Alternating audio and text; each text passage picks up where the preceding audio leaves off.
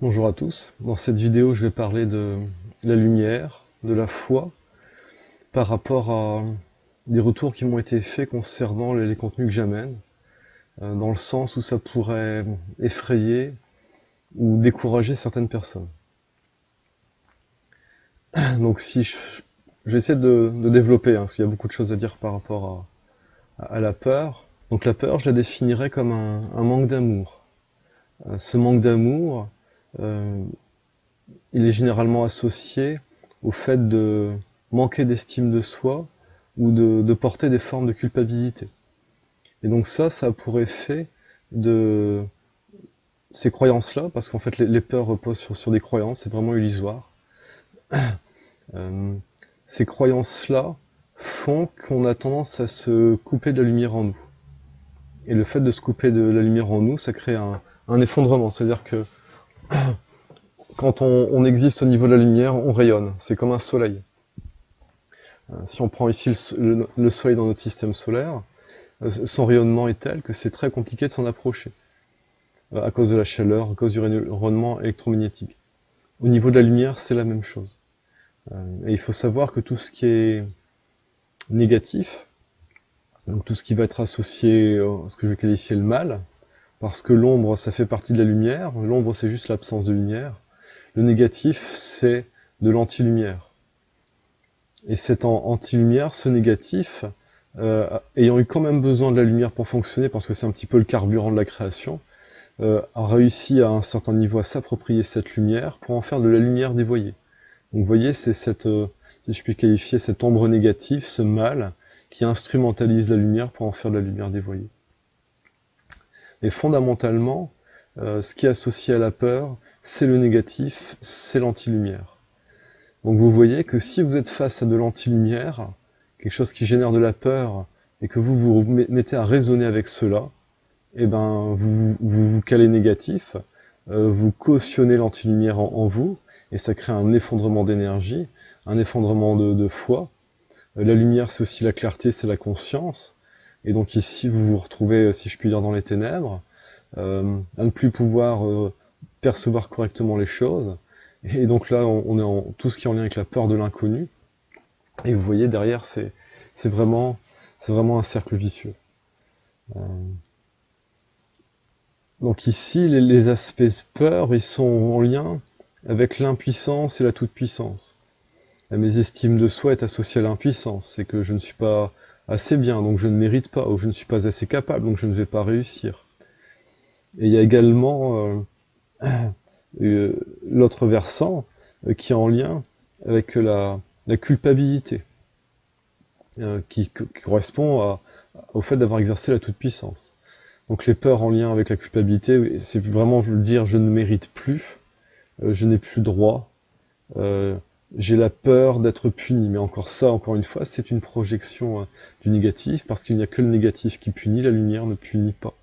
La lumière, elle ne punit pas, elle ne culpabilise pas, elle ne juge pas. La lumière, elle éclaire, et elle renvoie les êtres à eux-mêmes pour qu'ils puissent pleinement assumer la responsabilité de ce qu'ils ont fait. Mais la responsabilité de ce qu'ils ont fait, c'est en lien direct avec assumer la responsabilité de ce qu'ils sont. Et donc ça, c'est l'amour de soi. Donc vous voyez, on revient toujours à l'amour de soi. Donc un autre aspect par rapport à la peur, la peur correspond généralement à ce qui est en dehors du moment présent. La peur, c'est une projection de ce qui pourrait arriver, généralement par rapport à quelque chose qui s'est produit. C'est-à-dire que généralement, quand on va subir quelque chose pour la première fois, à la rigueur, on va être sidéré, en état de choc, mais il n'y a pas vraiment de peur, quoi. On vit les choses, et juste le fait d'avoir vécu ces choses, ça a une conséquence. Et la conséquence, c'est que ça peut nous fragiliser, voire même que ça peut venir casser des repères en nous, des garde-fous en nous. C'est le cas notamment quand il y a des viols, vraiment tout type d'abus de pouvoir, notamment ce type d'abus. Et qu'est-ce qui se passe quand on vit cela? Et bien comme les repères sont cassés en nous, derrière on a nous-mêmes tendance à dépasser les repères, parce qu'en fait c'est comme si on était remodelé d'une façon qui est qui est problématique, qui est négative, et on a tendance derrière à se recomporter de la même façon. Et là, on va avoir tendance à générer nous-mêmes les abus de pouvoir, voire à reproduire ce qu'on nous a fait. Et donc ici, la peur, c'est vraiment ça, c'est à la fois l'appréhension à un niveau de resubir ce qu'on a déjà subi, ça peut être aussi la peur de faire subir quand on se rend compte qu'on refait subir ce qu'on a subi, et c'est aussi la peur d'avoir le retour de bâton, le retour de flamme, d'avoir fait subir à quelqu'un, et que par la loi du négatif, la lutte à lion, œil pour œil, dent pour dent, on puisse avoir ce que je vais qualifier de retour karmique. Donc qu'est-ce que c'est ce que je vais appeler le retour karmique? C'est le fait que tout est un, donc tout ce que l'on se fait à soi-même, on se le fait à l'autre, et tout ce que l'on fait à l'autre, on se le fait à soi-même. Et au fond de nous, on le sait ça. Comment expliquer ça? C'est que quand on prend un positionnement énergétique, on émet une vibration qui se projette et qui crée un événement, mais cette énergie vibration qui se projette, elle a une configuration. Donc le principe, c'est qu'en termes d'abus de pouvoir, dès qu'on ouvre la porte pour générer un abus de pouvoir, la porte elle est ouverte pour qu'on puisse en subir un également. Et ça aussi, ça renvoie vraiment à la notion de responsabilité avec le loi d'attraction, parce que ça nous permet de prendre conscience des conséquences de nos actes. Donc la responsabilité, c'est vraiment primordial. Donc à la base, la peur n'existait pas. Au niveau de la lumière, ça n'existe pas. C'est même c'est presque inconcevable, parce que tout est un, donc c'est avoir peur de quoi d'autre? De quoi? Il n'y a pas d'autre, donc on peut pas avoir peur de l'autre. Comme on est en amour de soi, on ne craint même pas de se faire du mal parce qu'on s'aime. Donc vous voyez, tout est protégé à ce niveau-là. Donc qu'est-ce qui s'est passé pour les êtres qui ont décidé de prendre le pouvoir? Pour prendre le pouvoir sur la lumière, il fallait qu'elles s'extraient de la lumière. Pour pouvoir générer des abus de pouvoir sur le système, elles ont d'abord généré un abus de pouvoir sur elles. Elles se sont en partie coupées, bloquées, détruites, pour ensuite pouvoir l'infliger à l'autre. Mais une fois qu'elles l'ont infligé à l'autre, c'est venu, comme j'expliquais, remodeler les êtres, casser leurs barrières, dévier leur conception, ça a eu tendance à les faire dévier, et eux-mêmes, derrière, ont reproduit. Et quand ils ont reproduit, ils sont eux-mêmes devenus les bourreaux. Quand je dis eux-mêmes, c'est quasiment tout le monde qui a vécu ça. Hein. Redevenir le bourreau, se culpabiliser, et après voilà, tout ce qui est en lien avec le cercle de peur que j'expliquais avant. Donc ça, c'est vraiment sur les conceptions de peur, quoi. En gros, la peur s'associe au fait de ne pas avoir la conscience tranquille, et le fait de ne pas prendre responsabilité de notre vécu. Une fois qu'on prend responsabilité des choses, qu'on assume pleinement, la peur, elle disparaît. La peur, là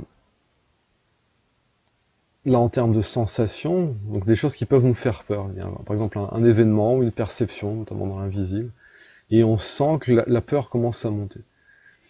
Donc là déjà c'est de faire attention, de ne pas avoir peur de la peur, parce que ce qui est négatif et qui exerce le pouvoir, l'exerce par la terreur. Donc la terreur, c'est l'expression active qui est en lien avec la peur. Donc ça, c'est purement en lien avec le masculin négatif. C'est le fait d'être coupé de sa sensibilité féminine. On génère des abus de pouvoir qui génèrent de la terreur. Et par contre, vraiment, ce que je vais appeler la peur, c'est associé à ce que je vais nommer féminin négatif, c'est-à-dire que c'est l'aspect de sensation, l'aspect de contenu, l'aspect intérieur qui n'a plus de contenant, qui n'a plus de masculin pour se protéger, et qui donc est complètement à la merci de l'environnement. Donc vous voyez, ces deux parallèles se renvoient. Et donc là on revient, c'est d'où vient la création du négatif, d'où vient la séparation de la lumière. Et bien la lumière, elle apparaît par l'union du masculin et du féminin. Donc il y a d'abord eu nécessité, au niveau de ce qui a enclenché la bascule, de créer une scission entre le masculin et le féminin. Donc c'est voilà, aussi pour ça que notamment certaines femmes sont devenues entre guillemets des furies, parce que n'ayant plus de protection, la peur a été telle que ça a enclenché l'aspect masculin d'abus de pouvoir pour se protéger. Donc encore une fois, oui, c'est toujours le même schéma, c'est de reproduire vis-à-vis de l'autre ce qu'on a subi et ce qu'on a peur de resubir. Donc il y a quasiment tout ce qui est en lien avec les mécanismes de défense et de maltraitance, c'est associé à ça. Donc ici, la clé, c'est que dès qu'il y a la sensation de peur qui arrive, vraiment quand il y a la vague de terreur qui est projetée, ou qui s'éveille en nous, parce qu'il y a des parties de nous qui ont peur, c'est de tâcher de rester équanime par rapport à ça, c'est-à-dire de rester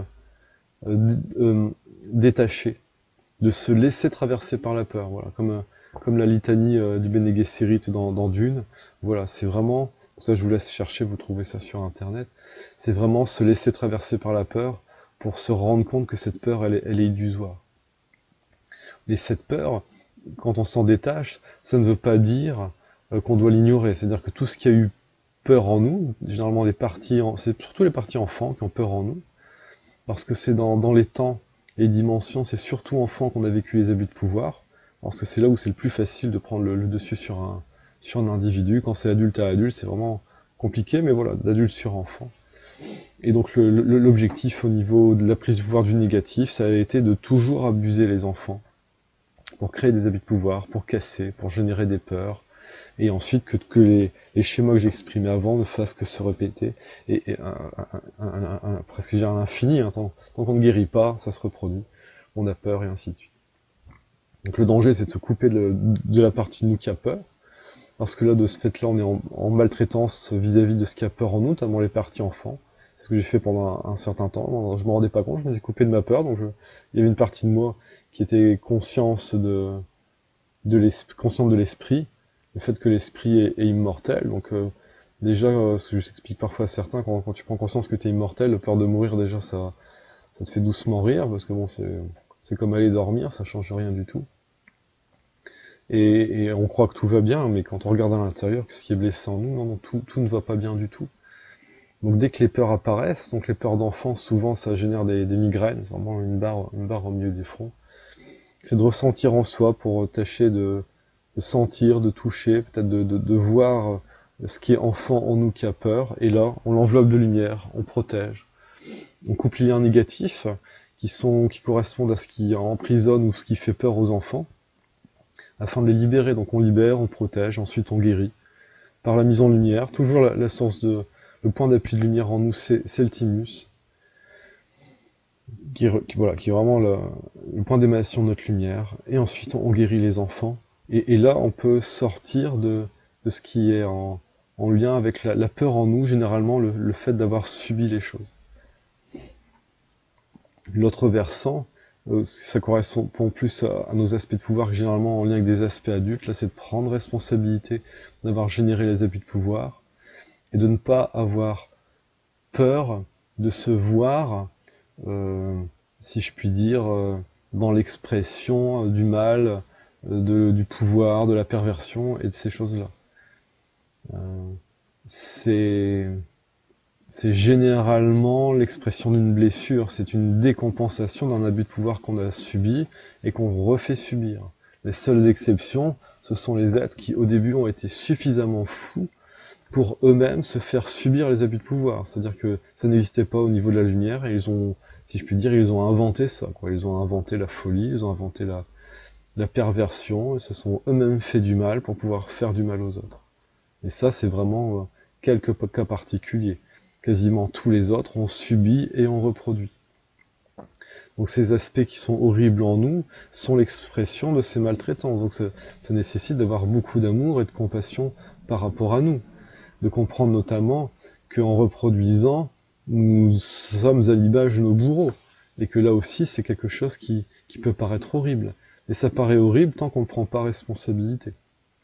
Une fois qu'on prend responsabilité de tout ça, du fait d'avoir dévié, d'avoir généré des abus de pouvoir, que ça a été intentionnel, ou que ça a été le conséquence d'avoir été cassé, d'avoir été brisé, de ne plus avoir eu vraiment de limites et ensuite d'avoir transgressé, qu'importe.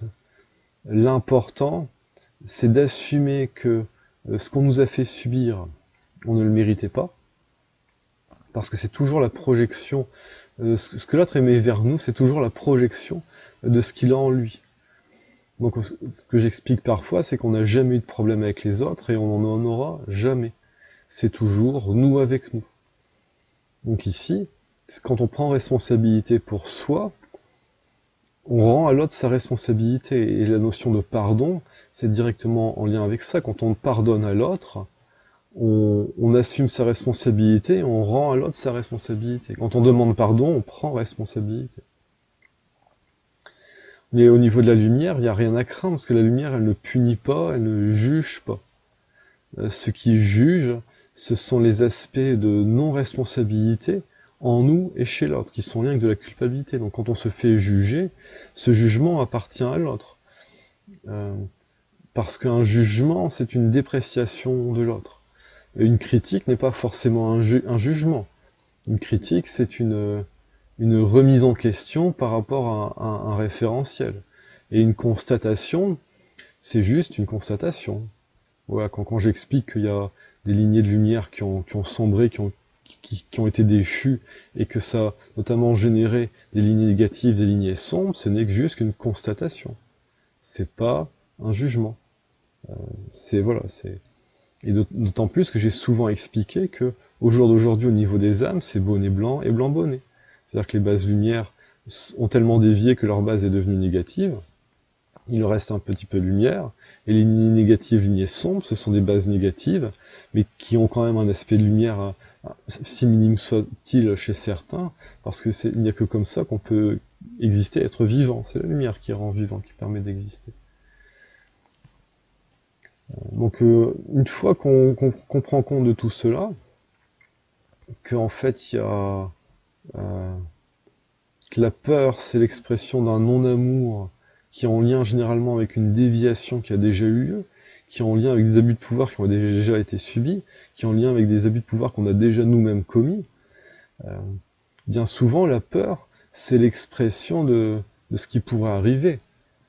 Quand c'est déjà arrivé, la peur, ça n'existe plus. C'est comme le vertige. On a le vertige que quand on n'est pas encore en train de tomber. Dès qu'on est en train de tomber, on n'a plus le vertige. On n'a plus peur de tomber vu qu'on tombe. Donc c'est déjà prendre conscience que finalement, la plupart de nos peurs correspondent à des choses qui sont déjà là. Donc, et si je puis dire, ça va quand même. Donc pourquoi avoir peur de ce qui est déjà là? Beaucoup de personnes qui me disent « Ouais Stéphane, ce que tu racontes, ça fait peur ». Mais souvent je dis « Mais oui, ça vous fait peur ». Mais en fait, c'est déjà là. Si je parle des défunts, que vous commencez à avoir peur des défunts, ils sont autour de vous à longueur de journée, longueur de nuit, ça vous pose pas de problème, ça vous pose juste problème quand vous avez peur d'eux. Parce que vous croyez qu'ils peuvent avoir un pouvoir sur vous. Et ici, un film qui est extraordinaire pour ça, un film d'animation, s'appelle Monstres et compagnie, où on voit que le travail de certaines entités, c'est de voler de l'énergie aux êtres en leur faisant peur, et à un moment, ils tombent sur un os d'une petite fille qui n'a pas peur d'eux. Et là, pour le coup, eux, ça les panique. Ça les panique. Mais qu'est-ce qui les panique? Ce qui les panique, c'est la lumière. Parce que la lumière, on ne peut pas prendre le pouvoir sur la lumière. Voilà, ça c'est le versant, on va plutôt dire le versant lumière, innocence, quoi. Moi, je connaissais quelqu'un il y a une vingtaine d'années, lui, il avait trouvé la solution dans les rêves, quand les choses venaient lui faire peur, c'est qu'il a dit, ben, ils me chassent, ils me font peur, ben, je vais inverser les choses, je vais m'armer, c'est moi qui vais les chasser. Donc lui, il a pris l'optique pouvoir par rapport à la lignée à laquelle il est issu, c'est complètement normal qu'il ait réagi comme ça, et c'est vrai qu'après, il était plus embêté. Et donc là, ça permet aussi de comprendre pourquoi on a pu dévier dans des notions de pouvoir complètement horribles, complètement innommables, dans certaines existences, dans certaines dimensions, je ne fais pas exception à la règle, parce que le fait, à un moment, ça a été compliqué apparemment de reconnecter la lumière en nous, et qu'on a plutôt eu tendance à utiliser le pouvoir pour se protéger. Mais là, quand on fait ça, il y a des parties de nous qui deviennent monstrueusement puissantes, mais la partie qui est lumière, qui est enfant en nous, elle est complètement terrorisée de ça. Donc tant qu'on est dans le pouvoir, on est perpétuellement notre propre bourreau de nos propres enfants, qui restent cachés en plus à l'intérieur de nous. On ne peut pas les guérir parce qu'ils ont peur de nous. C'est pour ça qu'en séance, généralement, on peut partir de n'importe quoi, mais généralement, si on n'arrive pas directement sur des parties blessées, sur des parties enfants, c'est d'abord gérer tous les aspects qui ont été en abus de pouvoir, et plus on guérit les aspects en abus de pouvoir en les rassurant avec la lumière, en disant voilà, tu n'as pas besoin du pouvoir pour être protégé, la lumière te protège, tu cesses de considérer que c'est normal d'exercer le pouvoir sur l'autre et donc sur toi, et comme tu sors de ce schéma-là, la loi d'attraction et le libre arbitre font que il n'est plus possible de l'exercer sur toi parce que tu ne le tolères plus. Donc il y a vraiment un positionnement où quand on, par amour pour soi, on se respecte, il y a des choses qui ne s'enclenchent plus par rapport à nous. Donc ici, je vais nommer certaines choses par rapport aux peurs, afin de, si je puis dire, de continuer de donner des clés de compréhension par rapport à cela. L'une des peurs principales pour les personnes, c'est la peur de mourir. Et quand on se pose au niveau de la lumière, au niveau de l'âme, de l'esprit en nous, on sait que notre âme elle est immortelle. Et même ça, en vérité, c'est pas vrai. Parce que l'âme, ça vit très longtemps, mais à un niveau, c'est pareil, c'est que transitoire. C'est un corps, mais un corps qui dure très très longtemps, quoi. Mais quand ce corps qui correspond par exemple à l'existence d'un univers n'est plus nécessaire, peut-être parce que l'univers va être détruit pour en construire un autre, l'âme qui correspond est détruite, mais tout est transféré au niveau de l'esprit. L'esprit est immortel, donc déjà avoir peur de mourir, c'est un petit peu étrange. Certaines personnes ont peur de souffrir. Mais qu'est-ce que c'est la souffrance? C'est le refus de la douleur. Et la douleur, ce n'est juste qu'une information. Une information qui nous donne une indication sur le fait d'avoir dépassé une limite qui n'est pas une bonne limite. Voilà, le fait d'avoir dépassé une limite et que c'est problématique. Donc la douleur, elle est éphémère. Elle est en lien avec la forme. Elle est informative, donc elle est vraiment en lien avec la forme. Et cette douleur, dès qu'on l'accepte, elle a tendance à disparaître. Et je dis pas ça, c'est pas des paroles en l'air. Il s'est trouvé qu'à une petite vingtaine d'années, je me suis retrouvé à perdre connaissance dans une nuit de sudation. Mon pied qui part sur une pierre volcanique qui est chauffée à, je sais pas, 1200 degrés, brûlé au 3e degré, amputé au niveau de, 2 fois amputé au niveau de la première phalange pied gauche. Infirmière qui me dit à l'hôpital, vous savez monsieur, ce que vous avez là, c'est ce qui existe de plus douloureux. Je dis, je sais pas si je dois m'en réjouir ou pas. Et j'avais une douleur telle que les antidouleurs ne faisaient rien. Il y a des moments où je pouvais même plus bouger, ne serait-ce que le pied, c'était vraiment à tomber dans les pommes. Et à un moment, j'ai accepté la douleur. J'ai accepté la douleur. Et la douleur a disparu, et c'est quasiment disparu, pourtant j'étais là.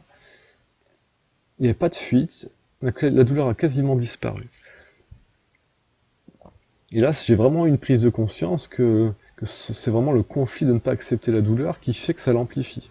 Parce qu'on a besoin de prendre l'information de la douleur. Et après, vous voyez, c'est aussi des croyances de dire « Waouh, s'il se passe ça, ça va être horrible ». Bon, en termes de douleur physique, apparemment, j'ai vécu de ce qu'il y a parmi le plus douloureux qui existe. Donc déjà, souvent ce que j'explique aux personnes, la peur de la douleur physique, j'ai plus peur. J'ai plus peur parce que apparemment j'ai vécu parmi de ce qu'il y avait le pire, et ça a été. Donc ça peut pas vraiment être pire. C'est comme quand on prend conscience qu'on est déjà mort des milliers ou des millions de fois, avoir peur de mourir, une fois de plus, une fois de moins. Ça s'est plutôt bien passé jusqu'à présent. Pourquoi est-ce que j'aurais peur de ça? Ce que je disais aussi à une époque, c'était un petit peu taquin, et c'est vrai que c'est pas tout le monde qui peut recevoir ça. Je disais, vous savez, au pire, nous mourrons tous dans d'atroces souffrances. Qu'est-ce que ça veut dire? Ça veut dire que notre destin, on peut pas le maîtriser, et que peut-être notre mort sera douloureuse, et que si on l'accepte, eh ben ça se passera bien. Et en plus, ça, c'est vraiment, entre guillemets, c'est vraiment illusoire. Parce que qu'est-ce qui se passe au moment où on meurt? Ça, je l'ai vécu avec mon accident de voiture qui a généré une EMI. Au moment où on meurt, il y a comme une sorte de fusible qui s'enclenche en nous pour pas qu'on ressente certaines douleurs atroces. Donc en plus, mourir, même en accident de voiture, même en accident grave, ça ne fait pas mal. Ce qui fait mal, c'est la souffrance que l'on s'inflige en résistant. Donc avoir peur de la souffrance, c'est nous qui la générons en n'acceptant pas. Donc on peut aussi facilement se libérer de cette peur-là. Il y a une autre peur, qui est en lien avec l'estime de soi, c'est la peur de l'humiliation, c'est la peur du jugement. Mais là, ce n'est juste que le révélateur de la mésestime, du manque d'amour qu'on a pour nous-mêmes. Et si ça nous renvoie à de la culpabilité, ça nous renvoie aussi au manque de responsabilité, de responsabilisation qu'on a pour nous-mêmes. Et donc vous voyez, dans le fait d'accepter ce qui est, les notions de peur disparaissent. Généralement, dans l'invisible, et de la même façon, il va y avoir des sortes de fusibles qui font que de toute façon, il est vraiment très peu probable que vous conscientisiez quelque chose qui est au-delà de ce que vous pouvez gérer. Donc déjà, si vous percevez quelque chose et que c'est waouh, mais ce waouh, c'est juste un waouh que vous pouvez gérer. Et après, c'est juste sortir des systèmes de croyances. Et après, vous allez voir que toutes sortes de créatures ou de monstres qu'on trouve dans la mythologie, dans les mangas, les films d'horreur, ben, tout ça, hein, et ben en fait, ça existe vraiment, et vous allez retrouver ces choses-là. Et là où c'est intéressant, c'est que si vous restez calé par rapport à l'amour que vous avez de vous-même, par rapport à la lumière, vous allez juste être en observation de ces aspects sombres, de ces aspects négatifs. Et quoi que vous ayez en face de vous, c'est juste une observation. C'est-à-dire que moi je suis dans mon monde, toi t'es dans ton monde, je te perçois parce que t'es dans ma chambre, mais moi je rentre pas dans ton délire, quoi. Si vous commencez à rentrer dans le délire de ce que vous avez en face de vous, ouais, ça commence à devenir compliqué. Ça crée l'effondrement, et ce qui est en face de vous, comme aspiré, ça va venir prendre le dessus sur vous. Mais même là, une fois que ça a pris le dessus sur vous, bah, ce qui peut se faire dans un sens, ça peut se refaire dans l'autre sens. Surtout qu'ici, nous, dans cette dimension-ci, on est quand même assez costaud, hein. Ce que j'expliquais récemment à une personne, c'est que le plus que ça peut nous faire, c'est éventuellement ça va nous faire tourner la tête, avoir envie de vomir, ça fait des pics dans le corps, mais bon, voilà, c'est vraiment extrêmement rare que ça nous impacte, quoi. Sauf dans des cas de magie noire très profonde qui vont durer très longtemps, là ça va fatiguer le corps énormément, surtout là si la personne sert une et elle peut mourir prématurément. Mais ça encore, c'est des cas particuliers, quoi. C'est vraiment... Je sais que c'est arrivé chez certains, mais bon, si ça leur est arrivé, c'est qu'ils avaient la responsabilité en eux à un niveau de cautionner ça. Donc quand on subit ça, c'est dire, ok, tu l'as pas fait subir à l'autre. Est-ce que c'est pas ça qui crée la vulnérabilité? Comme tu n'arrives pas à reconnaître que tu l'as fait subir à l'autre, tu ne peux pas te défaire de ce que l'on te fait et t'en es prisonnier. Oui, on revient toujours sur la même chose. Donc quand on se responsabilise, on prend conscience, on peut se positionner, on peut se libérer.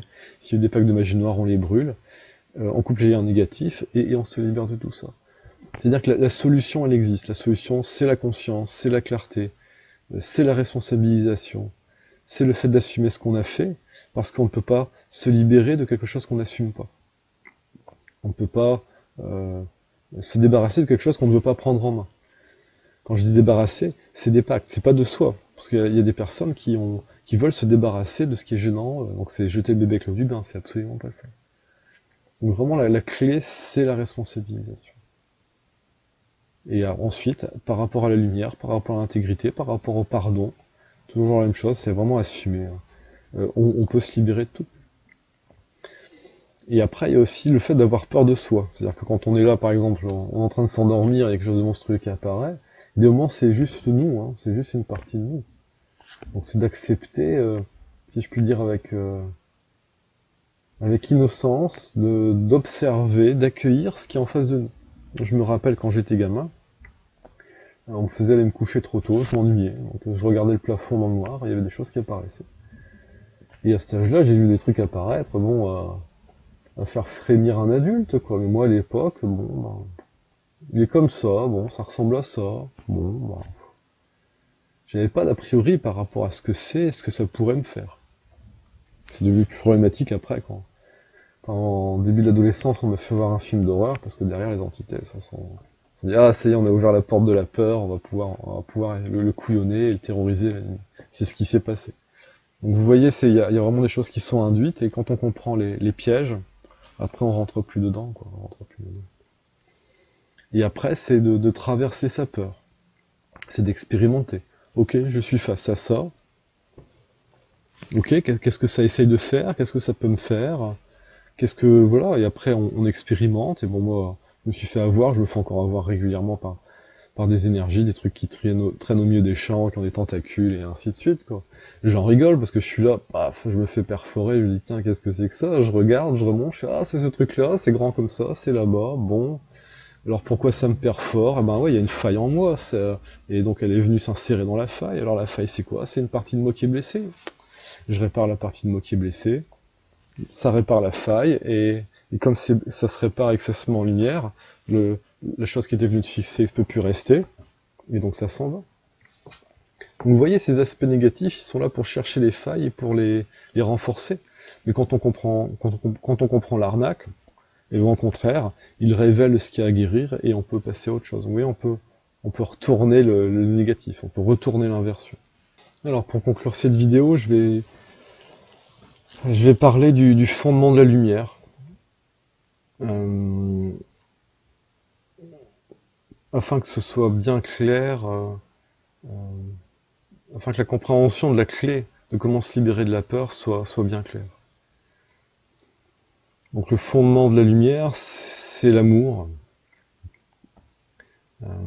Et c'est cet amour, cette lumière, qui permettent de guérir en nous les failles qui sont en lien avec les effondrements de lumière, d'amour, qui sont associés aux peurs. Donc dès qu'on se guérit par l'amour, par la responsabilité des peurs, et qu'on assume les responsabilités, on est entre guillemets, on est intègre, on est en accord avec nous-mêmes, et là il peut se passer quoi que ce soit, on est ok nous avec nous. Donc il n'y a plus de peur, on sait que tout ce qui pourrait advenir, quels que soient les abus de pouvoir qui pourraient advenir, ce n'est que l'autre avec l'autre. Nous, on est au clair avec nous-mêmes. Donc ça, c'est la plus grande libération qu'on peut avoir par rapport à tout ce qui est de l'ordre de la peur. De savoir aussi que la peur, c'est en lien avec la forme, avec ce qui est éphémère, et que donc que les aspects de peur sont des choses qui sont temporaires. Et dès qu'on se relie à la lumière, à l'esprit, à l'éternité en nous, ce n'est que temporaire, donc ce n'est que sur un plan de manifestation. Donc là, il faut faire attention à ce niveau-là, parce que c'est ce qui se passe généralement, quand on vit ce qu'on appelle l'éveil, c'est vraiment ce qu'on comprend profondément. Il y a certaines personnes qui vont avoir tendance à se réfugier au niveau du fondement, au niveau vraiment de ce sans-forme, de cette éternité, mais qui vont nier la forme. Or, la forme, on a besoin de l'assumer. On a besoin d'être responsable de ce que l'on a vécu et de faire évoluer cela, parce que c'est la forme qui permet de faire évoluer l'âme, et c'est l'âme qui enrichit l'esprit. Donc ici, le fondement, c'est l'inaltérabilité du sans-forme, qui correspond à la lumière.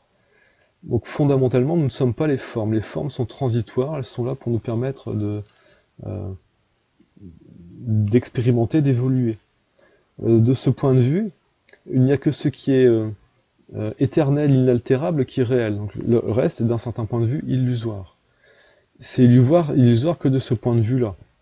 Comme ici, nous sommes des êtres manifestés dans des formes, les formes sont très très réelles, donc ça doit être autant pris en compte. Donc ici, l'éveil, ça correspond avec une désidentification de la forme. Donc comme je disais juste avant, c'est d'assumer pleinement toute la responsabilité de la forme,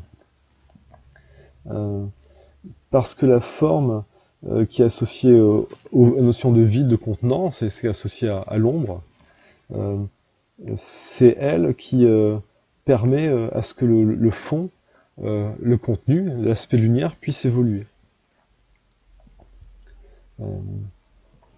Ici, cette clé de compréhension, elle est en lien avec ce que j'appelle le grand secret. Le grand secret, on peut le résumer de la façon suivante, c'est rien n'a jamais existé.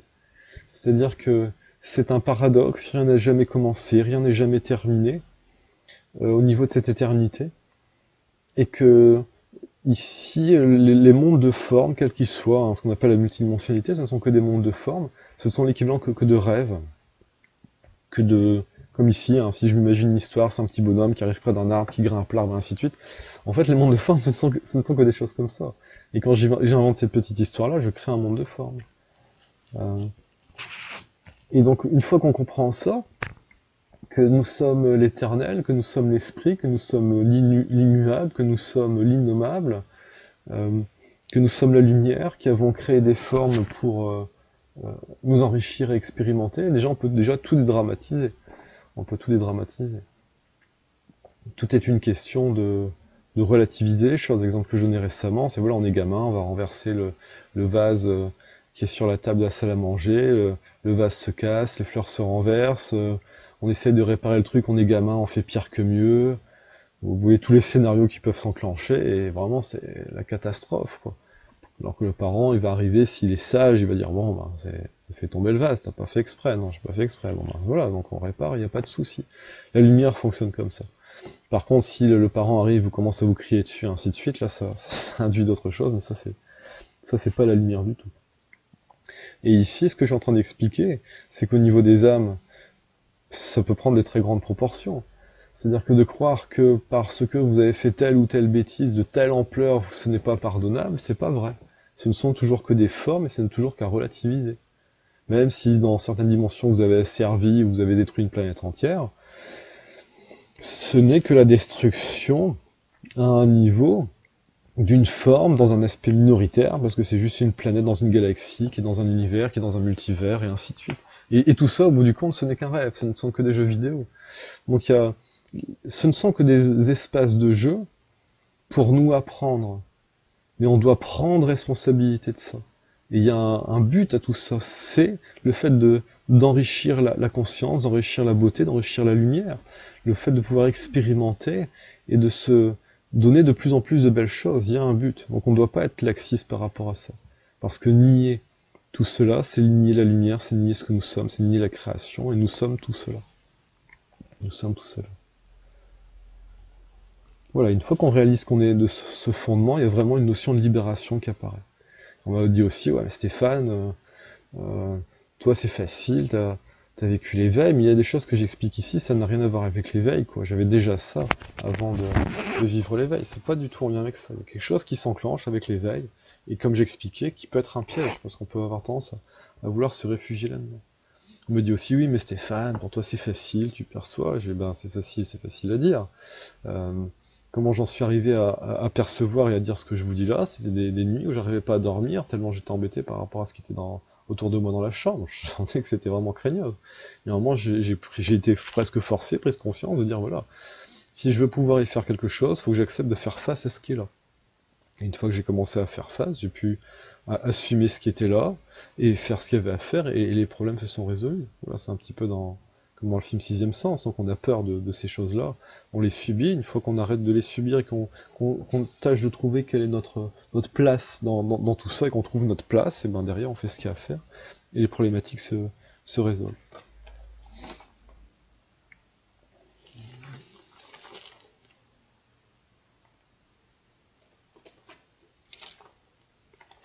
Voilà, j'ai grosso modo voilà, brosser un petit peu tout ce que j'avais mis sur mes notes en préparation de la vidéo. Donc c'est vraiment... donc voilà, par rapport à tout ce que j'amène depuis maintenant quelques années au niveau des vidéos, au niveau de ce qui est sombre et du négatif, je le fais toujours depuis ce point de vue, ce fondement de lumière. Je le fais depuis une compréhension que j'ai eue, c'était en 99, quand j'ai lu mon premier livre de spiritualité, c'était Les secrets de l'aura de Rampa. En anglais c'est You Forever, déjà ce titre il est magnifique.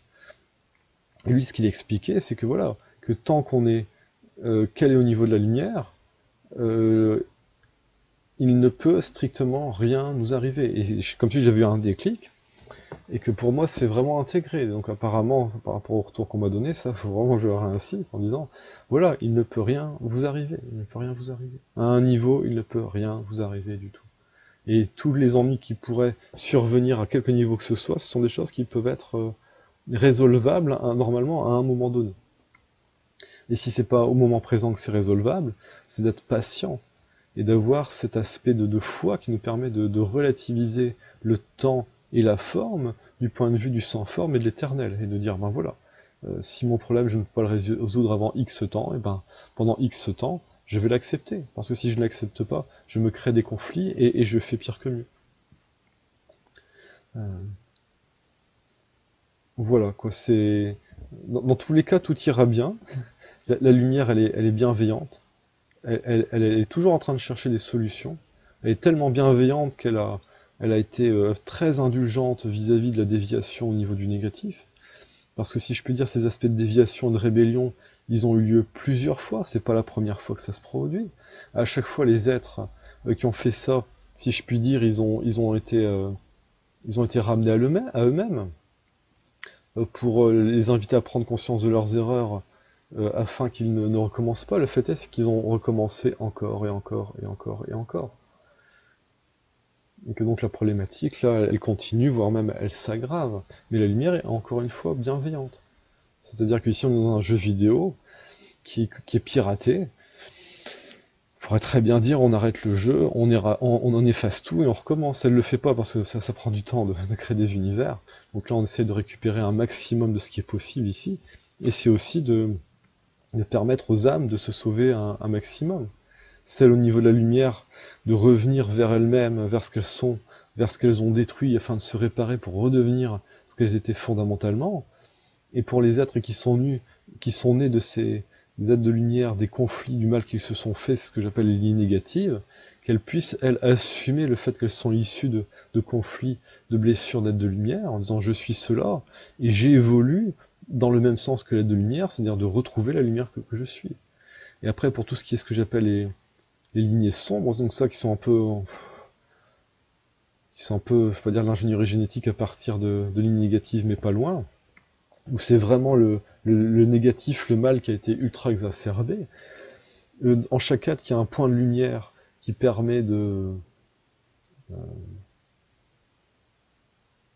d'avoir une forme de conscience. Donc tous les êtres qui ont une âme ont ce point de lumière et cette forme de conscience. Et peu importe d'où on est issu, l'important c'est de prendre conscience de cela et ensuite de tâcher d'évoluer vers ce qui est sain. Et donc ici, on se rapproche, alors dans combien de temps? Parce que c'est des années, des décennies ou des siècles, j'en sais rien. Mais en tout cas, on se rapproche sérieusement de ce qu'on va appeler la fin des temps, avec une sorte de pesée des âmes, qui va finaliser un très très grand cycle pour nous permettre de passer à autre chose, et qu'au moment de cette pesée, il va y avoir du tri en fonction de comment sont polarisées les âmes, et que donc là, on va dire qu'on est un peu sur le dernier sprint, pour s'aimer, arrêter d'avoir peur, assumer les choses, et réparer un maximum pour pouvoir vivre cette transition du mieux possible. Si le système est trop compliqué, a priori, ça sera comme sur les serveurs les serveurs, comme les jeux vidéo, hein. C'est-à-dire que on fait une sauvegarde, un backup, une migration, comme en réinstallant de Enter, migration, on rase le système, on en remet en place, et ensuite on réinsère les fichiers, on réinsère les aspects. Donc normalement, c'est quelque chose de cet ordre-là qui va se produire, mais selon où on en sera au niveau évolutif, au niveau de la maturation, au niveau de la lumière, on va pas atterrir au même endroit. Donc encore une fois, il n'y a pas de souci à se faire. Ici, on est dans une phase évolutive, et quoi qu'il arrive, ce sera pour le mieux. Même si on doit perdre des parcelles d'âme, même si on doit... Voilà, ce sera toujours... comment dire ça? C'est un petit peu comme si vous avez un membre gangréné, quoi. Soit ça vous entraîne la mort totale du corps, soit on coupe et on laisse repousser. Donc là, c'est vraiment l'optique de la lumière. Voilà, alors j'espère que cette vidéo aura été plus rassurante qu'autre chose. Il y a vraiment une notion de responsabilité, il n'y a pas de punition, tout se passera au mieux. Voilà. Vous pouvez me poser des questions en commentaire ou sur Facebook si vous voulez que je précise certains aspects. Voilà, je vous remercie pour votre attention, je vous dis à bientôt.